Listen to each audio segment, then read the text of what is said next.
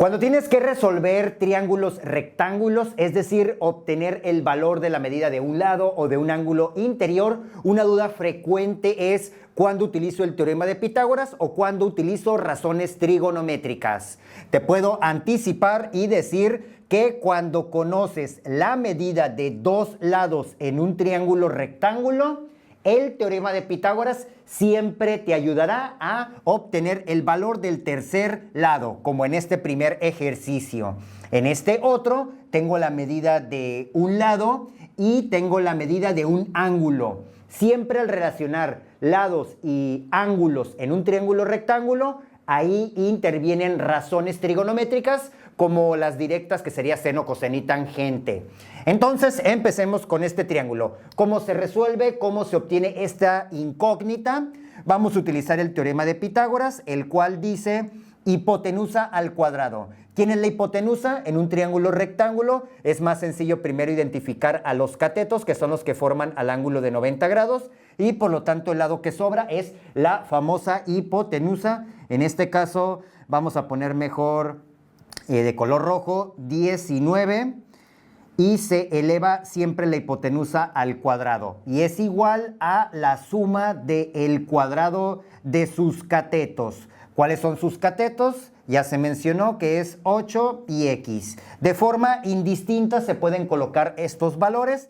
Desarrollando las operaciones, 19 por 19 es 361, que es igual a 8 por 8, 64, más x por x, x al cuadrado, y se despeja en este caso x, se cancela el más 64, queda 361 menos 64 es igual a x al cuadrado. Realizando esta diferencia, le quitamos 61, llegamos a 300 y luego le quito otro 3, llegaríamos a 297, que es igual a x al cuadrado. Y para cancelar este cuadrado, solamente vamos a trabajar con la raíz cuadrada positiva, en este caso de 297, y nos da el valor de x.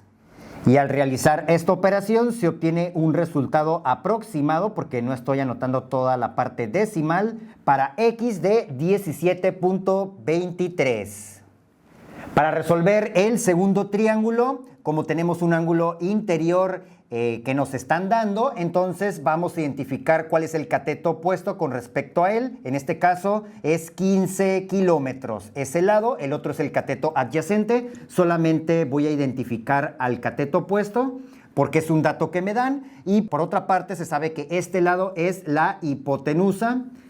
Entonces, al tener cateto opuesto e hipotenusa involucrados en este ejercicio, ¿qué razón me puede servir para poderlos trabajar? Y recuerden que la respuesta es la razón seno del ángulo, en este caso de 25 grados, 12 minutos, 45 segundos. No importa cuál sea su argumento o ángulo, la razón seno siempre es igual a dividir el valor del cateto opuesto en el triángulo, en este caso 15 kilómetros, entre su hipotenusa.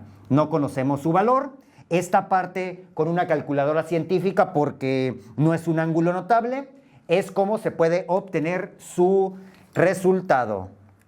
Y como la medida del ángulo son grados sexagesimales, es importante verificar que el modo de operación de ángulos esté en degrees o grados sexagesimales en la calculadora. Acá está una D.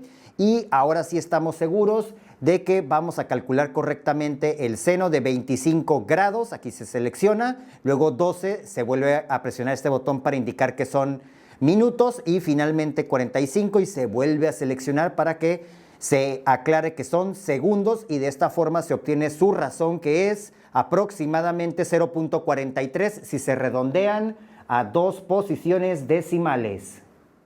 Sustituyendo se tiene 0.43, que en este caso es aproximadamente 15 kilómetros entre m. No pongo igual porque no puse toda la parte decimal. Y como está dividiendo del lado derecho, se aplica su operación contraria en ambos lados. Y entonces está multiplicando a 0.43. Y del lado derecho solamente tenemos a 15 kilómetros. Que finalmente despejando a m es aproximadamente 15 kilómetros entre 0.43. Y al hacer esta división se obtiene un resultado aproximado para M de 34.88 kilómetros.